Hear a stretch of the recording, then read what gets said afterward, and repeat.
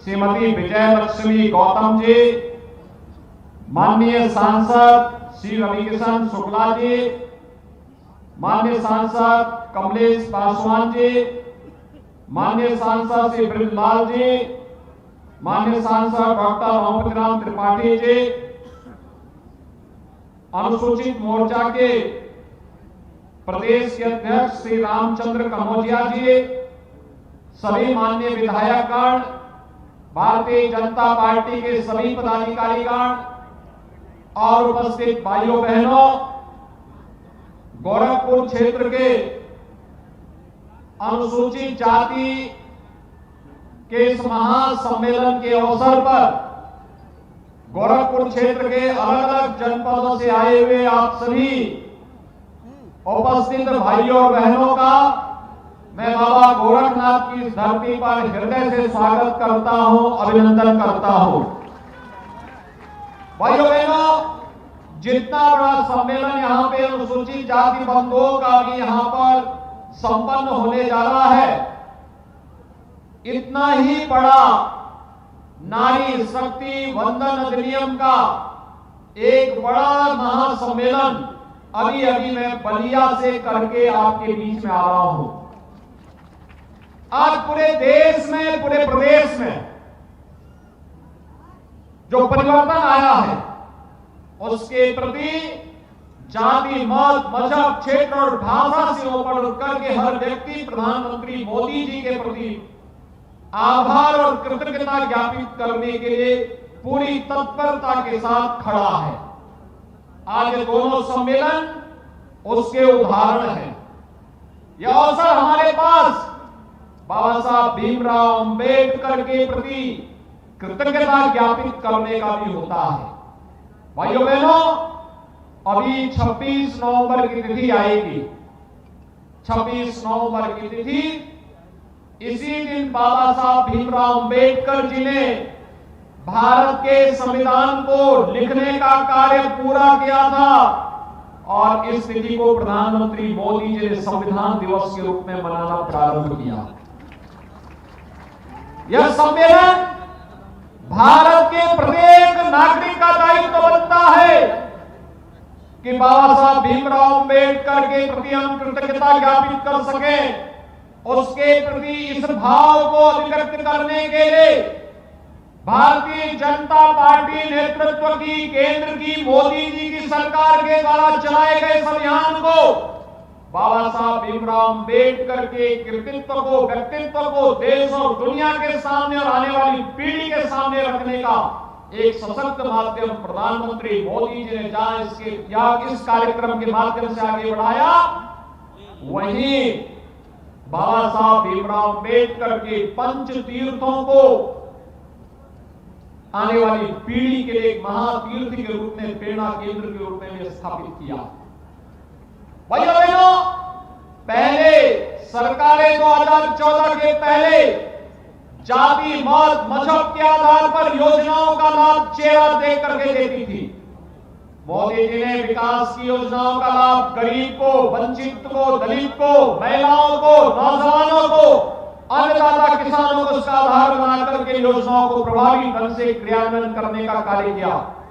आज परिणाम हमारे सामने है। योजनाओं का लाभ जिस तत्परता के साथ प्राप्त हो रहा है, उसका सर्वाधिक आवासीय योजना का लाभ हमारा अनुसूचित जाति और जनजाति के बंधुओं को प्राप्त हुआ। उत्तर प्रदेश में 55 लाख गरीबों को हमने इस योजना का लाभ दिया। देश के अंदर 4 करोड़ लोग इस योजना से लाभान्वित हुए। उत्तर प्रदेश के अंदर 2.25 करोड़ गरीबों को शौचालय मिले। देश के अंदर 10 करोड़ गरीबों को शौचालय मिले। उत्तर प्रदेश के अंदर 15 करोड़ गरीबों को राशन की सुविधा का फ्री में लाभ मिल रहा है। देश के अंदर 80 करोड़ गरीबों को इस योजना का लाभ प्राप्त हो रहा है। उत्तर प्रदेश के अंदर 1 करोड़ 75 लाख गरीबों को फ्री में रसोई गैस के सिलेंडर कनेक्शन मिले।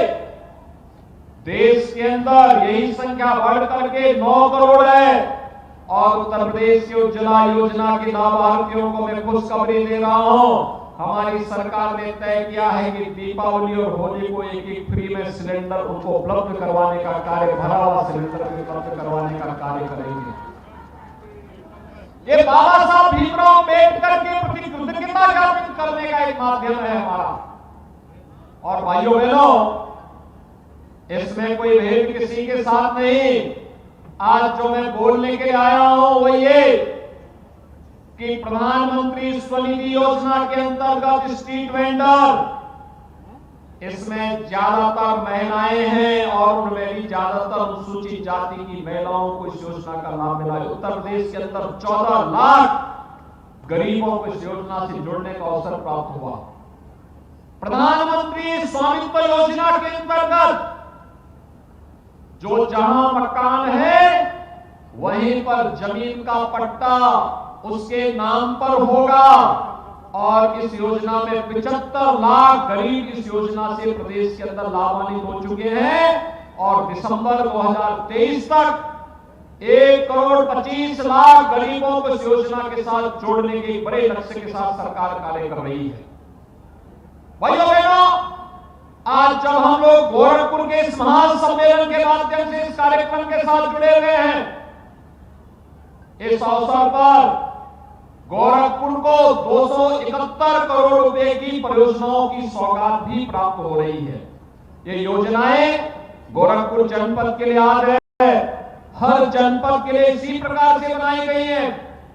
इसमें सड़क भी है, स्कूली शिक्षा का भी है, स्वास्थ्य का भी है, पेयजल का भी है, ड्रेनेज का भी है, ग्राम सचिवालय का भी है, तकनीकी शिक्षा का भी है और सर्वांगीण विकास से जुड़े हुए वे सभी कार्यक्रम हैं जिनके माध्यम से प्रत्येक नागरिक के जीवन में परिवर्तन लाया जा सकता है। आज आपने देखा होगा हमारे पूर्वी उत्तर प्रदेश एक समय तक इंसेफ्लाइटिस की बीमारी की चपेट में था। इससे सर्वाधिक अनुसूचित जाति जनजाति के बच्चे प्रभावित होते थे। आज भाइयों बहनों, डबल इंजन की सरकार के द्वारा ही संभव हो पाया है कि जिस इंसेफ्लाइटिस से हर वर्ष 1200 से 1500 बच्चों की मौत होती थी, आज वो इंसेफ्लाइटिस पूरी तरह समाप्त हो चुकी है। इंसेफ्लाइटिस को पूरी तरह समाप्त करके उन बच्चों को भी जीने का अधिकार दिया गया। आज बिना भेदभाव के शासन की योजनाओं का लाभ हर गांव, हर गरीब, हर किसान, हर नौजवान, हर महिला तक पहुंचाने का कार्य हो रहा है।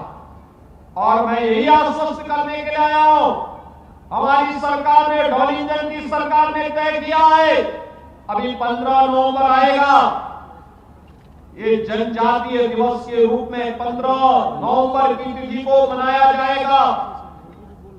गरीब को जहां पे उसका मकान है, अगर आरक्षित श्रेणी की भूमि नहीं तो उस भूमि का पट्टा उसी के नाम पर बन करके फिर उसे वहीं पर आवास की सुविधा का लाभ भी दिया जाएगा।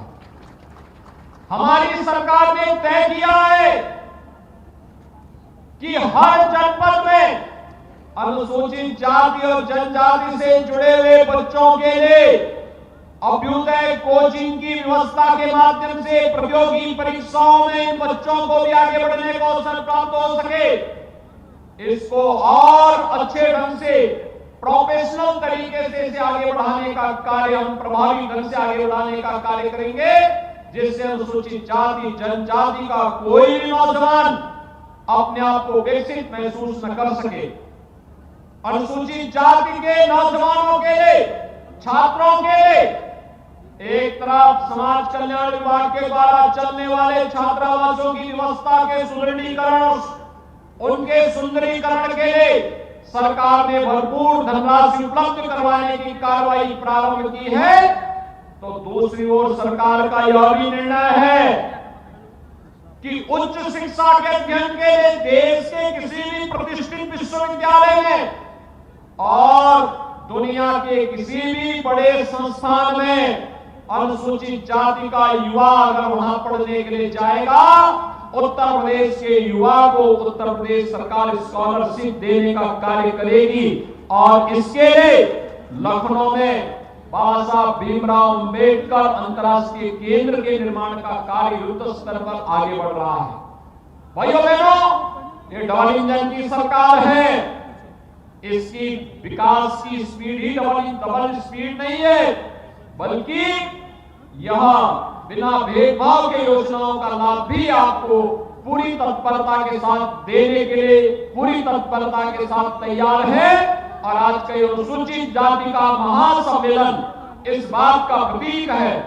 मैं इस अवसर पर जब हम लोग इस सम्मेलन के माध्यम से उन पूर्वजों के प्रति जिन्होंने कभी महर्षि वाल्मीकि के रूप में हमें रामायण ग्रंथ दिया, जिन्होंने कभी इस देश में महाभारत जैसा पवित्र ग्रंथ दिया, जिन ऋषियों ने मध्यकाल में मन चंगा तो कठौती में गंगा का एक संदेश हम सबको दिया और जाति पाति पूछे नहीं कोई, हरि को भजे सो हरि का होई का संदेश दिया था।